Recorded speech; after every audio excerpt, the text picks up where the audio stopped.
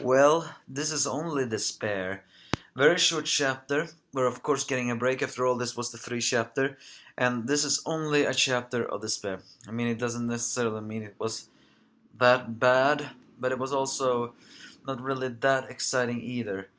I mean, come on. Why are you pulling this stunt on me? After everything that has been going on, they suddenly leaked. I mean, there are some suggestions that seems to imply that the Alliance have a traitor in their midst. And unfortunately, it seems that theory is correct. There is someone who is betraying everyone. And who could possibly be that? Who could possibly betray them? More than that, how can they arrest everyone so fast?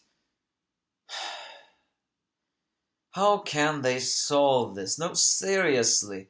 How can they solve this? You are digging a deep grave here, Oda, and that is not good. But what is good, it's the ending of the geisha that we suspect is Komurasaki revealing her true name. I mean, granted, we should all consider the fact that she is Komurasaki, but for now, we're not gonna say her, call her that. No, we are gonna call her what she really called herself.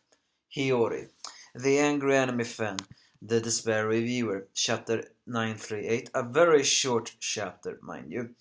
And as I said before, this is only despair.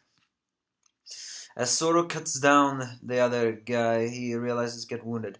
Yukimaru, for some reason, smiles and decides to turn around for some strange reason. No idea what that smile meant. Was he actually impressed? I don't know, but then Zoro collapses, which is the first despair, as well as the first problem. This is a guy that fought a giant zombie and took in pain that his captain had. And you're telling me one wound in his shoulder is enough for him to make him pass out?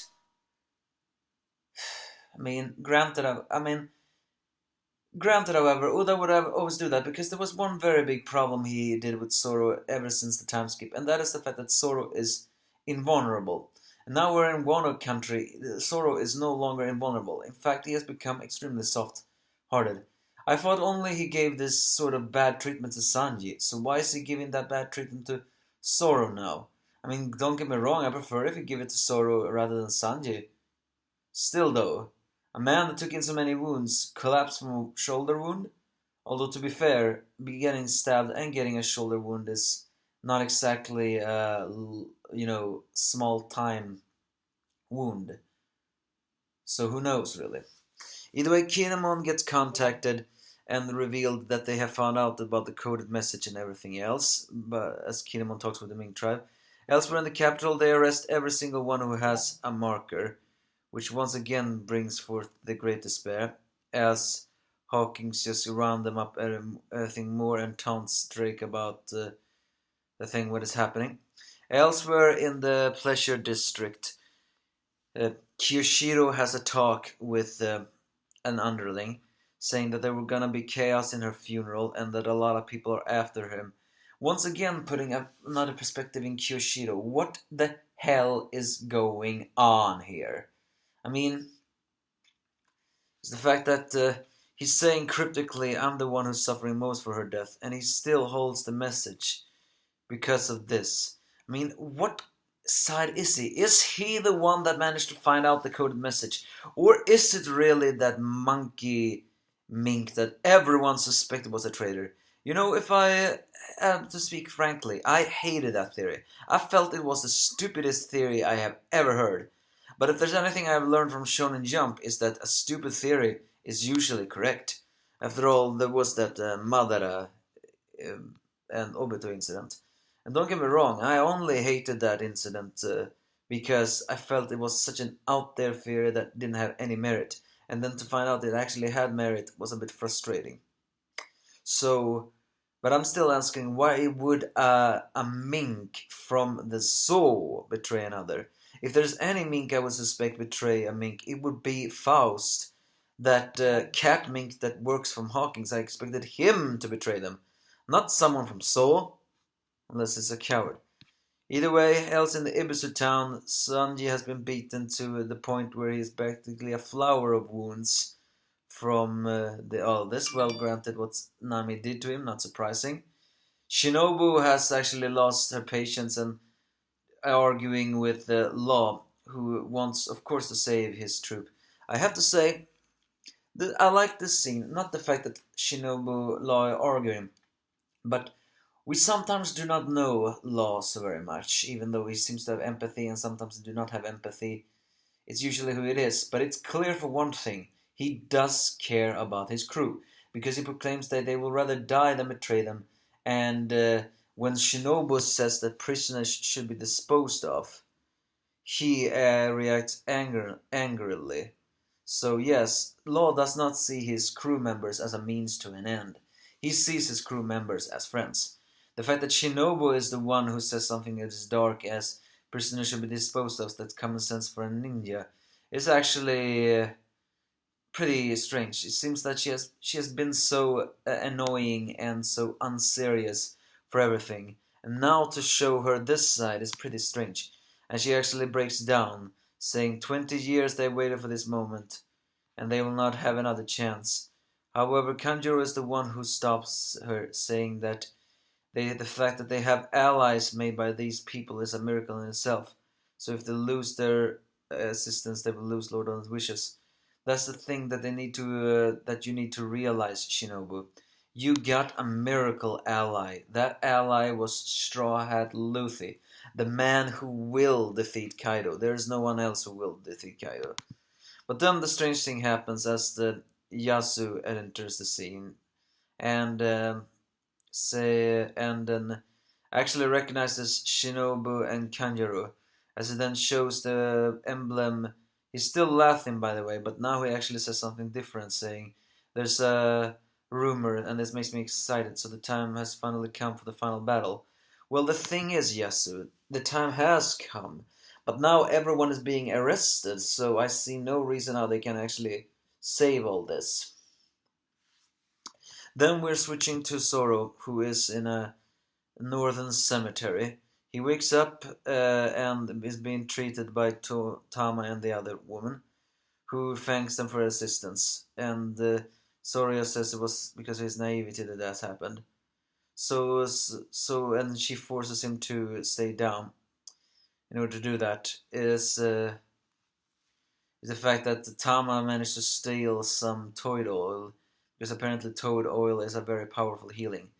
Either way, it's revealed that Gyukimaru is Gyukimaru of the Ohaire Bridge, and he is actually famous in the capital and ambushes warriors and steals them when they cross the bridge. That is indeed very similar to the Benkei legend, although so far we have not met the Benkei legend where he actually became a follower of someone else. So Zoro eats something as she is served that, and drinks something, and wonders who that Grim Reaper was, and he although says he doesn't really want to anger Orochi, which he called, is actually a granted radish. You know what?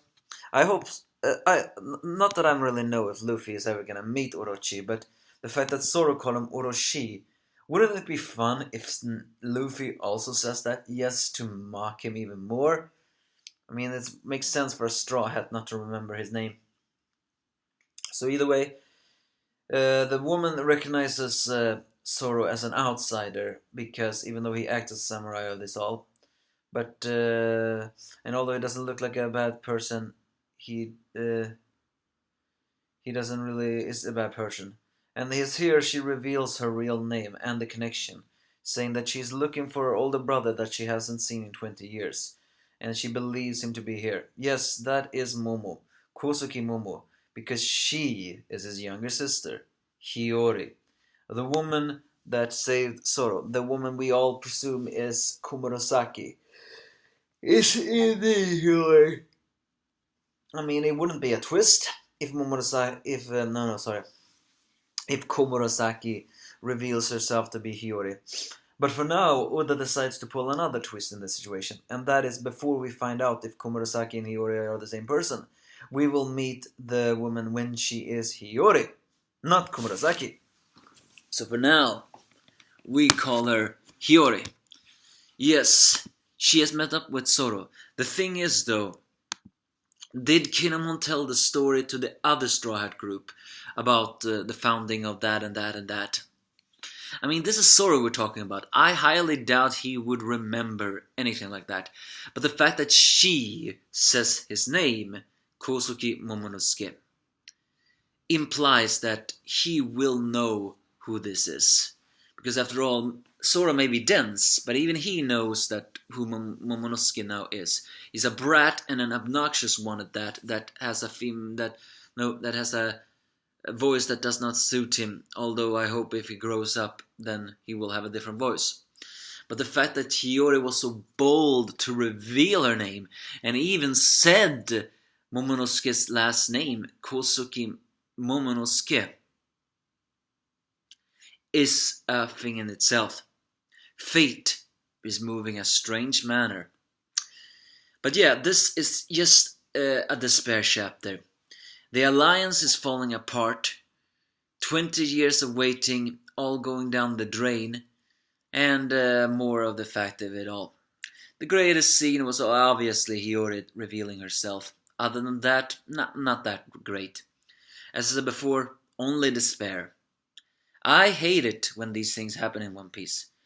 Come on, I mean, Shinobi's pointing it out herself. They have waited 20 years from that, and in just 20 days, everything went down the toilet. Who leaked? And who will betray? I mean, come on, can't there be someone who's betraying Orochi instead? Something is not right. Something is not right, indeed. But alas, a break. But that was to be expected. But you can give me your thoughts if you have any.